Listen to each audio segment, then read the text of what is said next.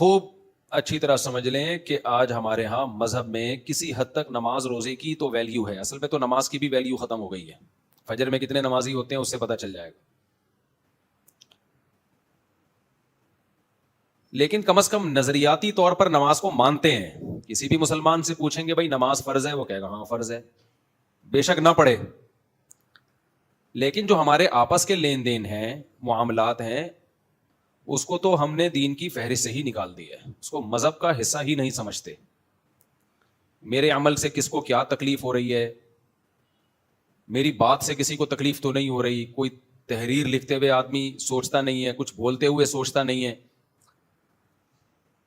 دیکھو جب تک انسان کی اپنی تربیت نہ ہو نا, وہ لوگوں کی تربیت نہیں کر سکتا. یہ خوب اچھی طرح ذہن میں رکھیں. پہلے زمانے میں اہل اللہ کی طرف سے اجازت ملتی تھی, بڑوں کی طرف سے, کہ اب آپ کاؤنسلنگ کر سکتے ہیں, آپ لوگوں کے مینٹور بن سکتے ہیں. خود سے کوئی نہیں ہوتا تھا. خود انسان اپنے بارے میں فیصلہ کرے کہ میں ٹھیک ہو گیا ہوں, یہ بہت مشکل کام ہے. اپنے بارے میں انسان اپنی خوبیوں کو دیکھتا ہے, اپنی خامیوں پہ انسان کی نظر نہیں ہوتی. پہلے یہ اصول تھا بھائی آپ اتھارٹی کیسے ہیں, کون کس نے آپ کو بٹھایا ہے.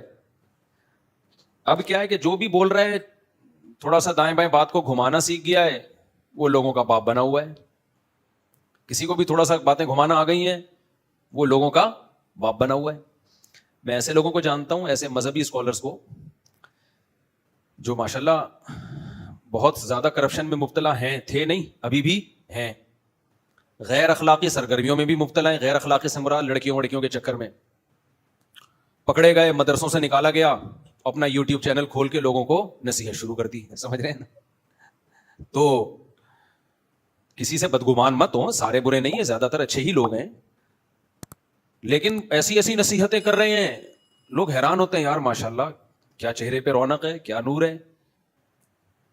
نور پیدا کرنا, کوئی ایسی کریمیں آ رہی ہیں آج کل جس سے بہت جلدی نور پیدا ہو جاتا ہے, لیکن ان کے معاملات ٹھیک نہیں ہیں. ہمارے یہاں جامعۃ الرشید سے ایک فراڈی کو نکالا گیا, بڑا فراڈی. میں جامعہ میں کمپلین کر رہا تھا جامعۃ الرشید میں 2 سال سے کہ یہ بندہ فراڈی ہے, اس کو نکالیں, یہ جامعہ کا نام بدنام کرے گا. بالآخر جب ایک بہت ہی برے کردار میں پکڑا گیا, وہ اس کو نکالا, پھر تو نکال کے کسی دوسرے مدرسے میں چلا گیا اور جا کے بولا کہ فلاں فلاں میرا اختلاف ہوا تھا اور میں ریزائن دے کے آ گیا ہوں. حالانکہ ریزائن نہیں دیا تھا, اس کو دھکے دے کے, باقاعدہ دھکے دے کے نکالا تھا, دفع ہو یہاں سے, ٹھیک ہے نا. اس کے بعد جا کے ماشاءاللہ چینل چل رہا ہے اس کا. کسی سے بدگمان مت ہوں آپ کے فلاں فلاں فلاں فلاں, میں کسی کا نام نہیں لے رہا. میجورٹی ٹھیک لوگوں کی ہے الحمدللہ. میجورٹی میں اتنے اوپر لیول کا فراڈ نہیں ہے. لیکن کیا ہے کہ آج کہیں بھی جا کے کوئی بھی بیان داغ دینا تو لوگ تحقیق نہیں کرتے کہ یہ صحیح کہہ رہا ہے غلط کہہ رہا ہے. پہلے مجھے کیش کرایا چندے کے نام پہ, ٹھیک ٹھاک, مجھے یعنی کیش کرایا اس نے. ان تمام فراڈیوں کا نا خوب سمجھ لو, کسی کو کیش کرانے کا ایک طریقہ ہوتا ہے. یہ میں تھوڑا سا آپ کو گائیڈ کر دوں تاکہ آپ لوگ اس طرح کے لوگوں سے ہمیشہ کے لیے ہوشیار رہیں. جب تک ہم مشہور نہیں تھے نا, ہمیں نہیں پتا تھا کس طرح سے مشہور لوگوں کو کیش کرایا جاتا ہے. لیکن پاکستان میں بڑے بہترین بزنس ہے, امریکہ میں بھی ہے, پاکستان میں بھی, بہت ساری جگہوں پہ. یہ خوب ہوشیار رہیں ایسے لوگوں سے. مشہور لوگوں کو کیش کرانے کا طریقہ یہ ہوتا ہے کہ مشہور لوگوں سے بہت سے لوگ ملنا چاہتے ہیں. بہت سے لوگوں کی خواہش ہوتی ہے ہم بھی مل لیں, تو کچھ بیچ میں آ جاتے ہیں, وہ کہتے ہیں ہم آپ کی ملاقات کروائیں گے. اور وہ یہ شو کرتے ہیں جیسے ہمارے فلاں صاحب سے, فلاں بزرگ سے بہت پرانے, بہت اچھے تعلقات ہیں.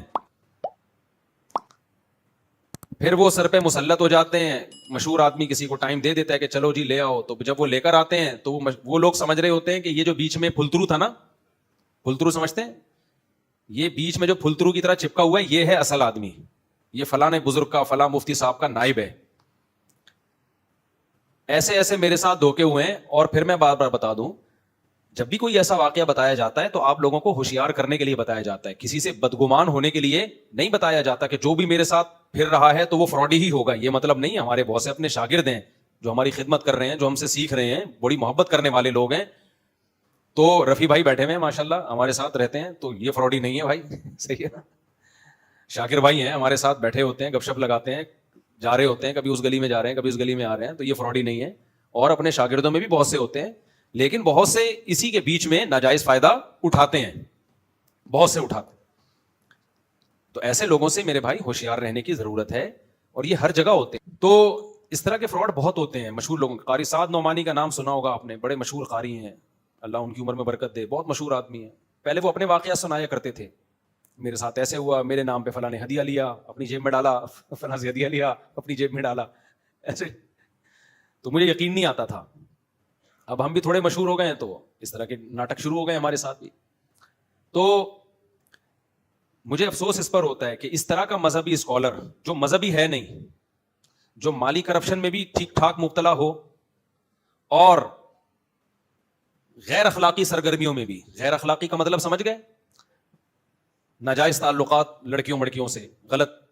اس طرح کے لوگ جب گیٹ اپ چینج کر کے, یہ مذہبی ہوتے نہیں ہیں, انہوں نے مذہب کا گیٹ اپ مذہب والا بنایا ہوا ہوتا ہے. یہ تو فراڈ ہی ہوتے ہیں, مدرسوں میں آتے ہیں اس لیے تاکہ ہم پہ ایک نسبت ہو جائے گی, فلاں مدرسے سے پڑھا ہوا ہوں. میں بار بار کہتا ہوں نا, ہمارے شیخ حضرت مفتی رشید احمد صاحب رحمہ اللہ تعالیٰ فرمایا کرتے تھے, مدرسے کے طلبہ فراڈی نہیں ہوتے, لیکن کچھ فراڈی لوگ مدرسوں میں داخلے لے لیتے ہیں. تو دیکھو, ہوشیار ہو کے زندگی گزارا کرو, کبھی کسی کے گیٹ اپ پہ مت جاؤ, میرے گیٹ اپ پہ بھی مت جاؤ, میرے گیٹ اپ پہ بھی مت جاؤ کہ بھائی مفتی صاحب کا گیٹ اپ اچھا ہے تو بس سب کچھ ہی ٹھیک ہوگا. بھائی آپ کو کیا پتا, آپ کو مالی معاملات جب کرنے, کسی سے بھی رشتے ناطے کرنے, مالی معاملات کرنے, خوب چھان پھٹک کے. یہ نہیں ہوتا کہ جی کوئی گیٹ اپ اچھا ہے تو بس, نہ نہ نہ. لین دین میں جو صحیح ایک نمبر ہوگا نا, وہ خود ہی آپ کو صحیح طرح سے لین دین بتائے گا, یہی اس کے صحیح ہونے کی علامت ہوگی. وہ دو نمبر ہی نہیں کرے گا, وہ کبھی اپنی داڑھی پکڑی کو کیش نہیں کرائے گا. مثال کے طور پر آپ آئے, میں نے آپ سے قرضہ مانگا 1 کروڑ روپے کا, ایک مثال دے رہا ہوں, میں نہیں مانگتا الحمدللہ, اللہ بچائے ہمیشہ. 1 کروڑ کا قرضہ مانگا. اب آپ پیسے دیتے ہوئے کہہ رہے ہیں مفتی صاحب 2 آدمیوں کو گواہ بنا لیں, اس کو لکھ بھی لیں اسٹیمپ پیپر پہ, انگوٹھا بھی لگا لیں تاکہ شورٹی رہے. اگر میں 1 نمبر ہوں گا تو میں کیا کہوں گا, ویل ڈن, بہترین بات کی آپ نے, بالکل صحیح کیا, ہو سکتا ہے بھائی میرے ذہن سے نکل جائے, میں بھول جاؤں. تو میں 1 نمبر ہوں گا نا, تو میں خود کہوں گا آپ کو کہ بھائی آپ اتنی بڑی رقم دے رہے ہو, لکھ لو اس کو, میں بھی انسان ہوں, بھول بھی سکتا ہوں اور مر بھی سکتا ہوں. مر گیا, میرے وارثین کو کیا پتا چلے گا بھائی وراثت میں کس کے کتنے پیسے ہم نے دینے. جو 1 نمبر ہوگا وہ آپ کو خود کہے گا بھائی اسٹیمپ پیپر پہ لکھو یار, آپ اتنی بڑی اماؤنٹ مجھے دے رہے ہو, میں مر گیا تو کل کیا ہوگا, میرے بچوں کو کیا پتا چلے گا یہ 1 کروڑ ہمارے ابا کے تھے یا کسی اور کے تھے. یہ تو ایسا کرو, پوری وہ گواہ شوا وہ خود کہے گا. اور جو 2 نمبر ہوگا پتہ ہے کیا کرتا ہے, کہتا ہے یہ داڑھی نظر نہیں آ رہی تمہیں, یہ ہوشیار رہے ان لوگوں سے, میں آپ کو بتا رہا ہوں. وہ کیا کہے گا 2 نمبر, کیا میری داڑھی نظر نہیں آ رہی, میں داڑھی رکھ کے جھوٹ بولوں گا, میں تیرا 1 کروڑ کھا جاؤں گا, میں دنیا کو بتاتا ہوں کہ ایمانداری سے کسی کے پیسے واپس کر دیا کرو, تو کیا اب بھی مجھ پہ اعتماد نہیں ہے؟ اسٹیمپ پیپر کی کیا ضرورت ہے, زبان سب سے بڑی چیز ہوتی ہے. تو یہ سمجھ لو, مذہب کا ناجائز استعمال, مذہب کا بولو غلط استعمال. مذہب کبھی یہ نہیں کہتا داڑھی پگڑی کی بیس پہ کہ آپ لکھیں نہیں. مذہب تو یہ کہتا ہے, سورہ بقرہ کی سب سے طویل آیت, قرآن کی سب سے جو لمبی آیت ہے, اس میں اللہ تعالیٰ کہہ رہے ہیں کہ جب بھی معاملات کرو اس کو لکھا کرو اور اس پہ گواہ بھی بنایا کرو. اللہ یہ نہیں کہا کہ داڑھی والے گواہ بنائیں, داڑھی والے گواہ نہ بنائیں, بغیر داڑھی والے بنا لیا کریں. اللہ میاں نے تو کوئی فرق نہیں کیا نا. جب میں دوسری شادی کر رہا تھا نا تو لوگوں نے کہا بھی تو تمہاری عمر کم ہے, بعد میں کرنا. میں نے کہا اللہ میاں نے جو کہا ہے نا 2 2 3 3 4 4 کرو, اس میں اللہ نے یہ نہیں کہا کہ جو 25 سال والے ہیں وہ نہیں کریں, 30 سال والے کریں. تو اللہ میاں کو کیوں سمجھا رہے ہو بھائی؟ اللہ میاں نے تو کہا جو بھی عاقل والے ہیں اگر عدل کر سکتا ہے تو کرے. یہ بیچ میں درمیان میں ایک تھوڑی سی, ایکسکیوز می سر, یہ بیچ میں ایک ایسی تھوڑی سی بات آ گئی تھی. تو یہ بڑے مسائل چل رہے ہیں بھائی آج کل. مجھے ڈر یہ ہوتا ہے لوگوں کا ایمان داؤ پہ لگتا ہے, لوگ مرتد ہو جاتے ہیں. پھر کسی پہ آپ بہت زیادہ اعتماد کرتے ہیں, اس کی بات سنتے ہیں, جب دیکھتے ہیں وہ فراڈ کر رہا ہے, پیسے لے کے بھاگ گیا, یا کوئی غلط اس میں یعنی کوئی بیوقوف بنا رہا ہے عورتوں کو, یا اور جو واقعات ہو جاتے ہیں اس طرح کے ہومو سیکسولیٹی کے, اللہ بچائے ہم سب کو, تو پھر لوگ ایمان داؤ پہ لگتا ہے لوگوں کا. لوگ کہتے ہیں یار دیکھو یہ داڑھی والے ایسے, یہ مذہبی لوگ ایسے. بھائی داڑھی والے ایسے نہیں ہوتے, لیکن ایسے لوگ بھی داڑھی رکھ لیتے ہیں. گورنمنٹ کی طرف سے کوئی پابندی نہیں ہے کہ اس ٹائپ کے لوگ داڑھی رکھ سکتے ہیں, اس ٹائپ کے نہیں رکھ سکتے. کوئی بھی رکھ لے داڑھی, چور بھی رکھ سکتا ہے داڑھی, کیا خیال ہے بھائی؟ چور بھی رکھ سکتا ہے داڑھی. تو شریعت نے ایک اصول بیان کر دیا ہے بھائی, معاملات سب کے ایک جیسے ہوں گے, سمجھتے ہو, اور جو 1 نمبر ہوگا وہ خود ہی آپ کو معاملات میں سیدھا رہنے کا حکم دے گا. اتنے افسوس کے ساتھ کہنا پڑتا ہے مذہبی لوگوں کے گھروں میں معاملات سیدھے نہیں ہیں, بہت خراب معاملات ہیں. مذہبی سیکولر لبرل لوگوں کے گھروں میں معاملات سیدھے چلتے ہیں, کیونکہ وہ کسی کا احترام نہیں کرتے, ٹھیک ہے نا. وہ احترام ان کے یہاں نہیں ہے. لہٰذا وہ کہتے ہیں بھائی ابا بھی 50 روپے بھی بیٹے سے لے گا نا, لکھے گا اس. اب میں نہیں کہہ رہا کہ 50 روپے بھی گٹکے کے پیسے بھی لکھنا شروع کر دیں آپ. تو مذہبی لوگوں کے ہاں کیا ہے, ابا ابا ہونے کو کیش کرائے گا, دادا دادا ہونے کو کیش کرائیں گے, بیٹا بیٹا ہونے کو کیش کرائے گا, بھائی بھائی ہونے کو کیش کرائے گا, ماموں ماموں ہونے کو کیش کرائے گا. مالی معاملات میں سب آوے کا آوا بگڑا ہوا ہے.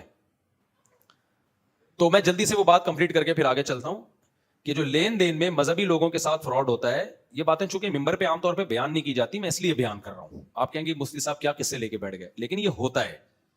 پھر کل آپ ایمان سے ہاتھ دھو بیٹھیں کہ یار ہم اس کو اتنا نیک سمجھ رہے تھے, یہ کیا نکلا, تو اس سے بہتر نہیں ہے پہلے ہی ہوشیار ہو جائیں. کیا خیال ہے؟ تاکہ آپ کا ایمان داؤ پہ نہ لگے. کیونکہ جب ایک سے بدگمان ہوتا ہے انسان, پھر سب سے بدگمان ہو جاتا ہے, سب سے بدگمان ہو جاتا ہے. پھر کہتے ہیں یار یہ سارے ایسے ہی ہوتے ہیں, حالانکہ ایسا نہیں ہوتا بھائی, سارے برے تھوڑی ہو سکتے ہیں. تو قیامت آ جائے گی اگر سارے خراب ہو جائیں. تو یہ میں آپ سے عرض کروں, ہوتا کیا ہے کہ کچھ لوگ گیٹ اپ اچھا بنا لیتے ہیں, باتیں اچھی کرنا شروع کر دیتے ہیں. ان کی نیت واضح و نصیحت کی نہیں ہوتی, وہ ویژنری لوگ نہیں ہوتے. ان کی نصیحت ہوتی ہے تھوڑا سا جب عوام میں ہمارا بھرم آئے گا تو اپنے ان تعلقات کو ہم غلط کاموں کے لیے کیش کرائیں گے.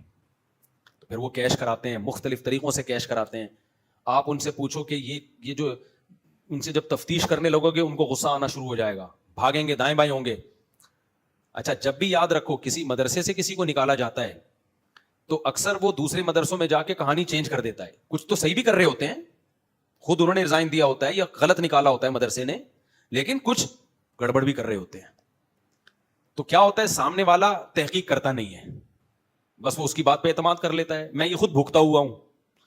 ہمارے ایک استاذ ہیں, میرے بہت پرانے ٹیچر ہیں, ان کے مدرسے میں انہوں نے ایک شخص کو نکال دیا.